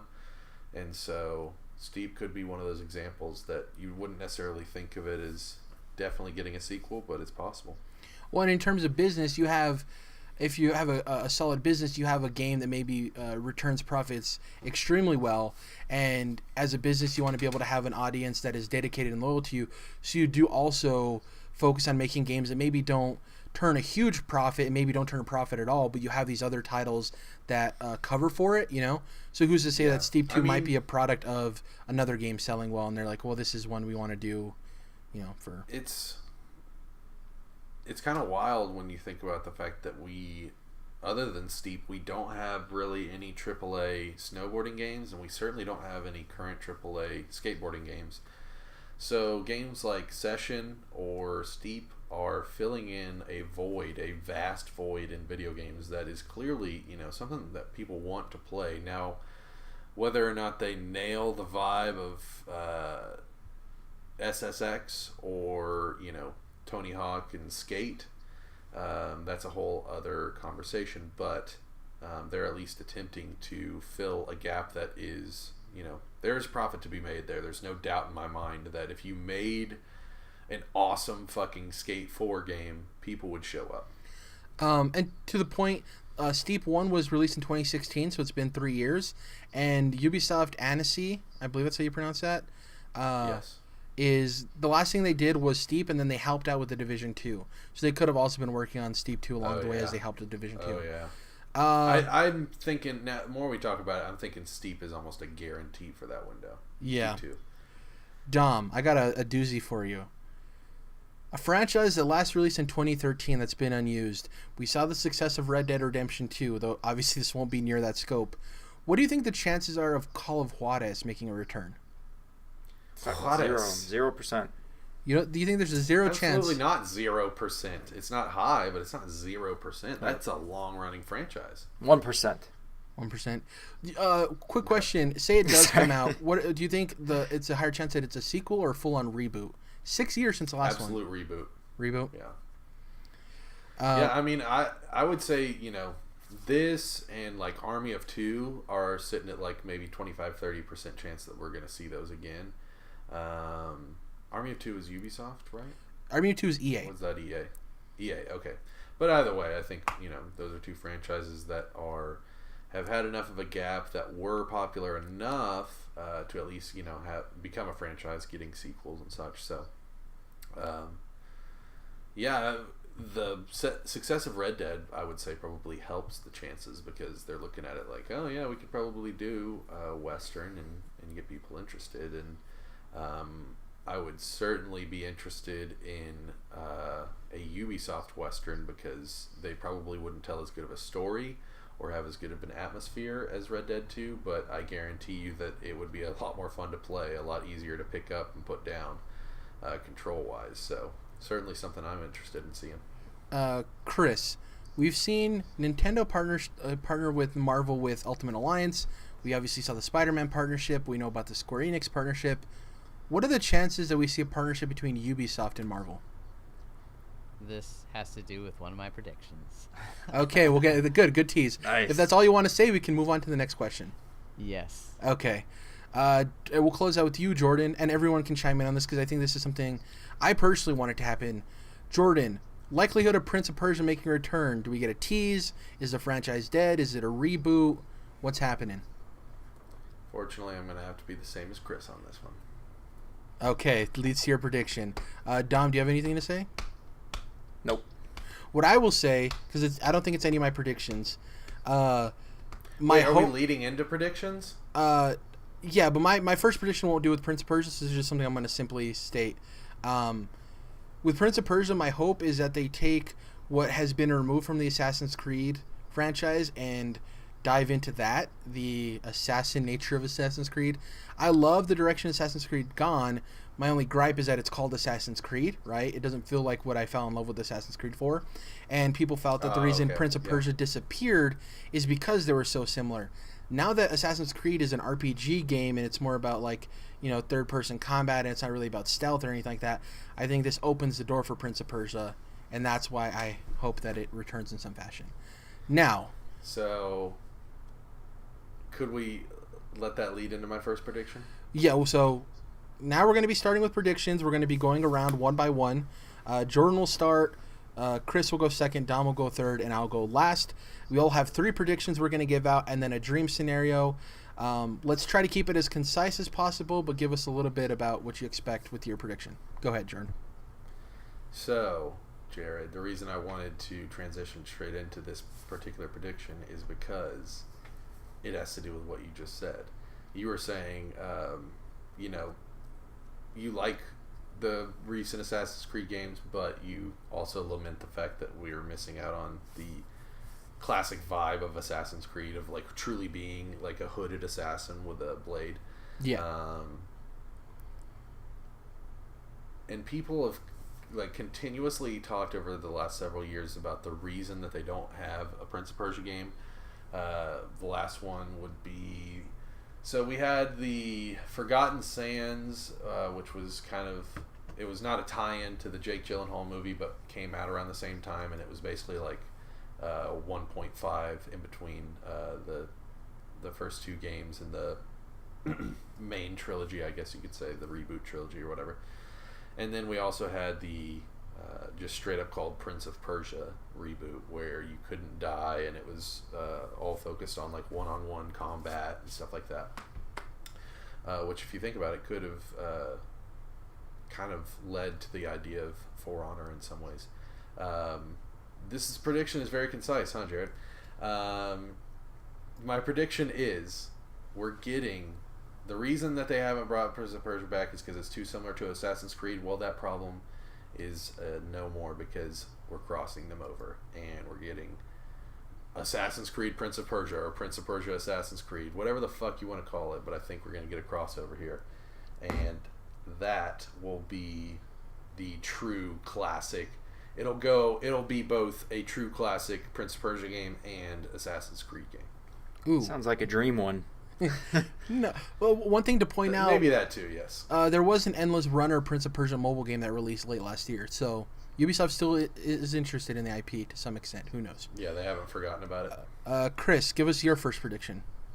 My first prediction was something that you guys were talking about prior with the Far Cry New Dawn stuff. I really feel like that Ubisoft is going to go the way of having smaller titles with their off years with Assassin's Creed, and they might tell smaller stories within the larger story and do it that way. So I think that they're gonna announce something to the effect that, you know, maybe we have a smaller version of a story that doesn't deal with Odyssey but isn't quite Ragnarok yet, and that might be one of their newer titles in Q1. Ooh, interesting. I like that one. Dom, your first prediction. Okay. I wanted to get a little weird with these, but the first one is safe for the most part. I'm going to say For Honor gets a sequel, but to be more specific, it's not For Honor 2, it's For Honor, 5 Honor. Wow, jeez. No, For Honor, FOR, with a subtitle, and they give that a 2020, spring 2020 release window. This doesn't have to be part of the prediction, but in your mind, what would set it apart as a sequel? Like... Oh my god, guys, I just figured it out. So I know I made a stupid joke with the 5 Honor. Think if they changed it, because you know how sometimes in a sequel's title they'll just add a letter, like Alien to Aliens. What if it was Fort Honor, and you're like, oh, Jesus. It's all about like building up your fort, and then you still have the one-on-one battles, but it's like you have to prepare your castle, you have to prepare your siege, whatever it is. Dude, so that is not what I was gonna guess, but a melee combat battle royale would be interesting. Like, obviously, it wouldn't be 100 players, but like a 50-player battle royale in Fort Honor, Last Man Standing, would be pretty dope. So I think to get more specific on what they might change, I don't know. I know next to nothing about the original game, so this is tougher for me. But I was thinking they would start to introduce more. Not settings, but like factions. But then when you were talking about it earlier, it sounds like they're already doing that in the original game. So, oh yeah, and I think there's going to be a new core gameplay mode, right? So there's no like single player campaign to the original game, right? Or is there? No, there is. There is. There is. Yeah. Okay. Then I think they'll at least expand greatly on that part of it and make that a big emphasis in addition to the usual. Obviously there's going to be new multiplayer. Smaller modes and stuff, but I think they might make it a point to be like, oh, and the campaign now is like, they literally say, it's 10 times as big or something like that, whatever it is. That's what got me about For Honor, Dom, was that it was a multiplayer first game that has a single player campaign, and if it was the opposite, then I could see it as being almost more like a, not the whole difficulty Souls vibe, but like how Bloodborne is mostly about like, not solo one-on-one combat, but like low, there's not very many enemies at any point in time, because you would just get swarmed. But if you like made it like a 20-30 hour, or kind of like God of War, like the God of War campaign, I could see something like that in For Honor. Make it, give it some RPG elements without making it the fully fledged RPG. And that would really, really entice me if they did that and really fleshed out the single-player campaign. And obviously you can still have all your multiplayer stuff going. But yeah, that's what I'll give it. The crux of the prediction, though, being that it's a subtitled. And this is the safest prediction I'll have, don't worry. Okay, my first prediction. We're getting Child of Light 2. It's getting announced. And I think it's going to be a Switch exclusive. And I don't think it'll come to other platforms. I think it'll be a Switch exclusive. Will it have some like Nintendo crossover stuff in it? Sure, but I don't think that'll be announced. Not to the extent of Mario plus Rabbids, but like a Mario costume or whatever. I think probably, but I'm not adding that to my predictions. I don't think that'll be announced like during its announcement. Sure. So yeah, Child of Light 2, Switch exclusive. That's my first prediction. Jordan, what's your second one? Okay, so part of the prediction process I have changed in my own heart because I have realized, a lot of these are shots in the dark. We really don't know enough to make educated guesses. And so I've decided I'm just going to try to will things into existence, basically. And so that's what I'm doing with Assassin's Creed Prince of Persia crossover, and that's what I'm doing with Splinter Cell. I think that this is I'm 99.9% sure that this is one of those games that we talked about in that window early next year, and this could be the game. I don't think it's going to be like games of service. I don't think it's going to be an always online looter, shooter, anything like that. They already have that game. But I do think that it's quite possible that we will see a Splinter Cell open world game, or at least, sandbox-ish, more open. So my prediction, to at least make it interesting, because we've obviously talked a lot about the Splinter Cell possibilities, will be that we're going to see a Splinter Cell game that is non-linear in its campaign. So whether that be a giant open world or more just like a smaller sandbox, maybe like Tomb Raider style, for example. I'm not sure, but it won't be a linear, Wolfenstein hallway to room style shooter. Nice. I like that prediction. I think you made a slimmer one in years past in terms of the sandbox nature, but we need to get Splinter Cell eventually. Still hasn't happened, so yeah, keep predicting it till it's real. Well, I think I predicted Splinter Cell, but I don't think I've ever talked about it being open world or anything. Yeah, it needs to happen, man. God damn it, Splinter Cell. Yeah. Chris, what's your... I'm willing it, Jared. I'm willing it into existence. It's inevitable. I'm inevitable. Yeah. As Michael Huber is my god. Chris, what's your second prediction?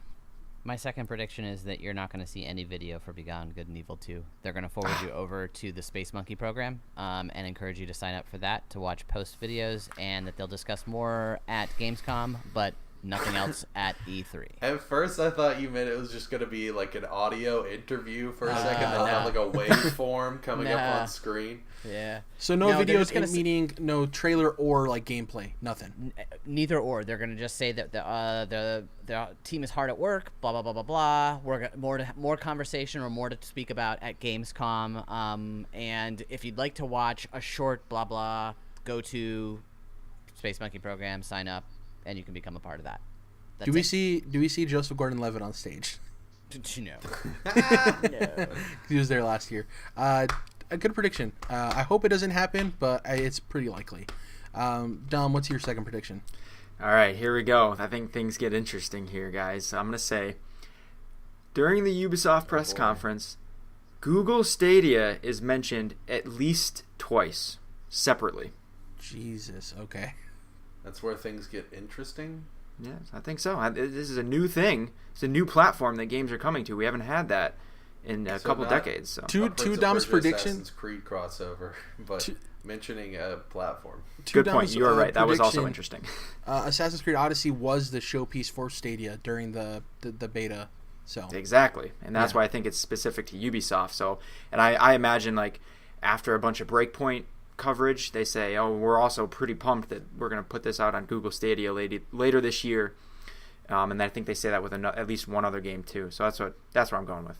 Cool. I like it. I don't like it, but I like the possibility of it.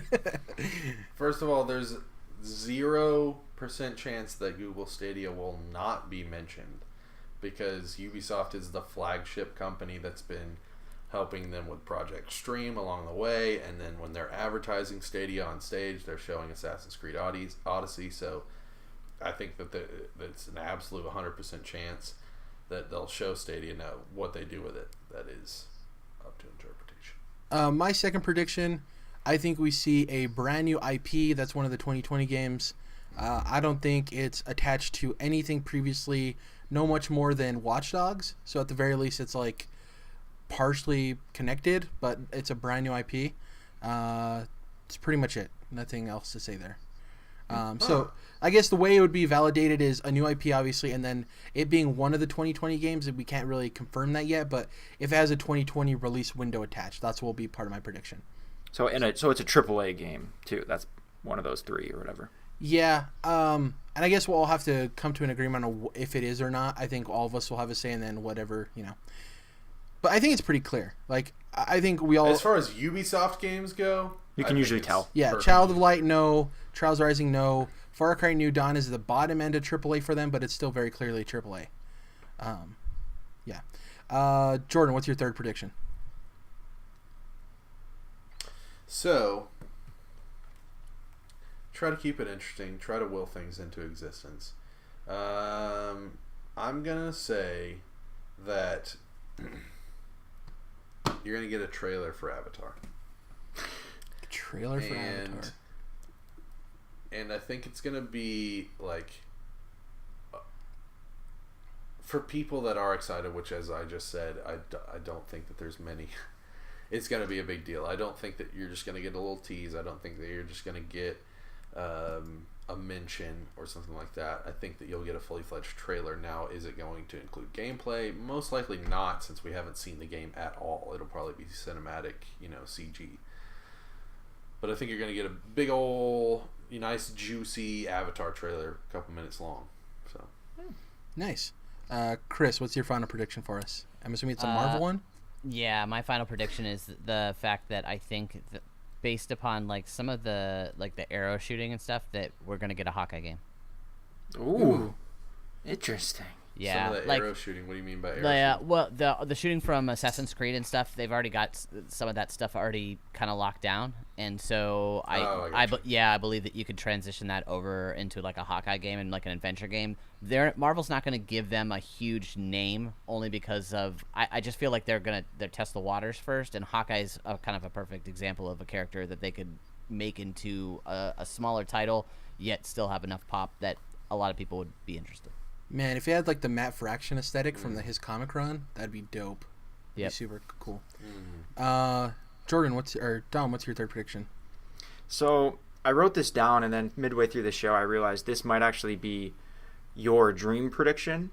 And I didn't want to steal that from you. Yeah. So let me ask you this question: does your dream prediction for Ubisoft have anything to do with Breakpoint? No. So go for it. Okay. Yeah. All right, so I'm going to go for it then. I'm going to say my third Ubisoft prediction is John Bernthal comes on stage during the Breakpoint stuff. Does he yell Russo? That was Jared's dream. You thought Jared's dream was to see John Bernthal on stage at E3. Yeah, he loves John Bernthal. I do love John Bernthal. Yeah. I don't know if that's my dream, Yeah, but I do what love is him. seeing him on stage at E3 going to do for Jared? He's going to I yell don't know, it's just Russo. Punisher's canceled now. He's going to yell Russo. And I'm going to love it. It's just a hype moment. It's not a tangible, Dude, product. John Bernthal on stage with Miyamoto would be awesome. Yeah, see? Polar opposites. The most moments. gentle man in history. Oh man, that'd be funny. Jesus Christ. Does he come out in cosplay, Dom, or is it just John Bernthal? No. He's just wearing like a t-shirt and jeans or something. Yeah. It'd be dope if you wore a Punisher shirt. Well, I guess the Breakpoint logo kind of looks like it's a skull, right? So it could be similar. So it could have like he'll probably wear shirt. a t-shirt, with that logo or something. Yeah. My final prediction. Let's see here. I'm debating between two. I kind of want to go head to head with Chris on the Marvel thing, but instead, because it hasn't been mentioned yet, and I got to give my boy some love, I'm going to predict something with Rayman. I think that we're going to get an announcement of a brand new Rayman game. It's going to be a 2D platformer, and it's going to be a Nintendo crossover. Whether that's Mario or not, I'm not sure, but there will be Nintendo character in the Rayman reveal, whoever that ends up being. That's a prediction right there, Jared. Thank you. Nice. That's my third prediction. We'll start with dreams real quick. We're running a little long, so I want to get through this. The dreams are just things that are very much not likely, but we want them to happen anyways. I'll start with mine. I want Ubisoft to announce that they're working in collaboration with Marvel on an X-Men game. I would love for them to do a games as service X-Men game. That's my dream scenario. Jared, that makes perfect sense, dude. Yeah. I don't know is that a dream? Is that a good enough dream, or is that tangible? That's a dream for sure. Okay. That's my dream. Jordan, what's your dream? Well, I like Thor Ragnarok, so if Chris Hemsworth came out on stage, God, that'd really be the going after coolest Dom on thing this one. ever. Damn. Roast. It was specific to Jared. Anyways. I just don't, like, he doesn't talk about John Bernthal literally every time we get on Skype. That's how that would have to go for Probably me to every think other of him time. dreaming that. Little do you know, Jordan, Dom and I stay afterwards and talk about John Bernthal for a good 10 15 minutes. Just talk about John Bernthal. Okay, Yeah. so I think, sure, maybe my dream is Prince of Persia, Assassin's Creed. I had to get that out there before anyone made a Prince of Persia prediction. But I still would love to see a Mario plus Rabbids sequel, fully fledged sequel, and I think that it is been enough time because these aren't, the games that Ubisoft's usually making, like Assassin's Creed with 4K graphics and all that. So I think that it would be really cool if we got a Mario plus Rabbids sequel that goes even further with it. Like, I'd like to see them in a world that is not necessarily connected to either of the two franchises. Like if they went out into space or something, I think that'd be really cool. So, Ooh, cool, yeah. Yeah, good idea. My dream is an even more far out, I guess you could say, Mario plus Rabbids sequel. Because now that, like you said, Jared, when we're originally seeing key art of fucking Rabbid Peach taking selfies and shit, we're like, what the fuck? Get this out of my face. But now that I'm on board, I think now that we're all pretty much on board as a society, then I think let's go with it. Let's do it hardcore. You want like a clear jump the shark type of reveal. Yeah, there's a lot of things that toe that line. Like Blood Dragon clearly went over that line. And then New Dawn is like towing that line, right? There's other franchises that will toe the line of crazy, but won't. Like Rage kind of seems like it's towing the line, right?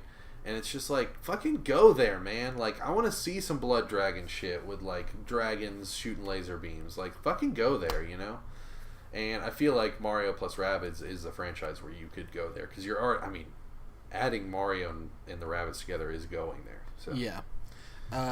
Chris, what's your dream? Tony Hawk says he's working on something new. I think he comes out on stage and shows up with Ubisoft. And it's not Tony Hawk's Pro Skate, but something very similar to Tony Hawk's Pro Skate. And they just kind of do like Could he do that? His contract's done. Tony Hawk's Pro contract's- Skater 5 was the last game. That's why they rushed it nice. out. Yeah, his contract's done, and he taped videos saying that like there was rumors that he was busy making a new game. So we'll see. Yeah. Man, Yeah, that'd be he's dope. got to know that, like, that series has been totally trashed. Like, he's got to know that, like, if he wants to do a new one, it's got to be like the old Pro Skater games. Yep. Oh, I love that. Dom, what's your dream? All right, so this isn't super original, but I was never like. Oh, jeez. I was always indifferent to this idea until having been playing a lot of Sekiro. Now I really, really do want this, and I want that Assassin's Creed set in feudal Japan because I love Sekiro and everything about it is fantastic, just about. But I want to have, I want to get different gear and upgrade gear and use a bunch of more different weapons and have there be more characters and NPCs and all the stuff Assassin's Creed does, and I want all that. In Sekiro, so that's kind of the dream. Obviously, people have been asking for that for a long time, but I'm totally on board now. Not actually going to give you shit on this one, Dom. This is totally a dream. However, Yeah, we already know what the next Assassin's Creed game is. Right. So. But imagine if it's a cat's paw where like we do finally get feudal Japan, but it is like Chris said, a new Dawn type smaller Assassin's Creed experience. Yeah, that's a so good we point. do get Oh, feudal fuck Japan, that. and then it's a smaller one. Fuck that, dude. When we get feudal Japan, they better nail that shit. Oh man, and the fact that they're allowing us to choose between female and male protagonists, like I would love to play as a badass female samurai or point. something. That'd be Didn't think of Like that. Yeah. whenever Assassin's Creed Japan comes out, it needs to be like how Assassin's Creed 2 changed the franchise, or how like Black Flag or Odyssey like revitalized the franchise. It needs to be that level of like something really, I just going think there, that's basically, their like I that's said. their fail safe. Like when Assassin's Creed starts dipping And strongly, I hate that, man. that's when they'll go to I it. hate that. That's it for our Ubisoft predictions. Thank you, Chris, for joining us. We love to have you on. You're a great guest. If you can, let the people know where they can find you on the internet. They can find me at Topher Nunes on Twitter and at certaineffect.com. Awesome. He's been a podcast guest before. We'll have him on again in the future. Glad for you to join us for E3. Hopefully our predictions come true. The way it works for people who are unfamiliar, we have a scoreboard for E3 with our predictions. It's each of us individually, the normies, Dom, Jordan, and I, and then the guests pull together their predictions, and we'll see who comes out on top. Last year, I think Jordan and Dom tied for the win, if memory serves me correct. I don't remember. I know I lost. I don't think. Yeah, I don't remember who won last year. I'll definitely look that up in the future. Well, Dom had that prediction about Frodo showing up on stage. Oh, so God. he got extra points. Anyways, if you can, please follow us on iTunes. Leave us a review. Definitely helps. Any review helps. Up in the algorithm, and we get to be seen by more people. Go to YouTube, type in Controlled Interest, see us there. Subscribe, hit the bell notifications so you know when we upload. Like the video if you can. That helps in the algorithm as well. On Twitter, you can find us at CTRLINT. That's Controlled Interest abbreviated. You can follow Dom at Dom's Oreos. You can follow Jordan at Malamotis. You can follow me at Jared _ Like Chris said, you can follow him at Topher Nunes. We'll catch you guys in the next E3 pre-prediction. Hopefully you get all of your dreams to come true. See you guys later. Bye.